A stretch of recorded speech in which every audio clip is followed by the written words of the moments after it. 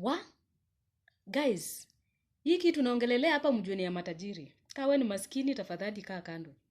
Now, matajiri ndio wanakuanga na menu za ile chakula inapikwa kwao from Monday to Sunday.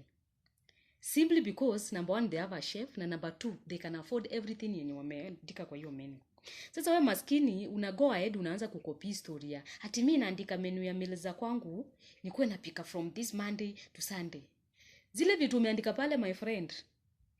Hiyo ni kama tu is like a portrait tu umeweka kwa nyumba iendelee kujaza ukuta za nyumba. Simply because huwezi afford. For example, unaona maskini inaandika at Monday rice na beef stew ama rice na chicken. Hiyo Monday ikufika huyu mtu kwa mfuko akona how much? Akona mbao. Hiyo mbao ni ya kununua tu sukuma, hata mafuta ya kukaanga makaa hana. Sasa unashindwa. Guys, why can't you stick to your lane? Maskini, hii ni story ya ajabu bwana. Achia tu matajiri ni mambo yao. Please, kindly.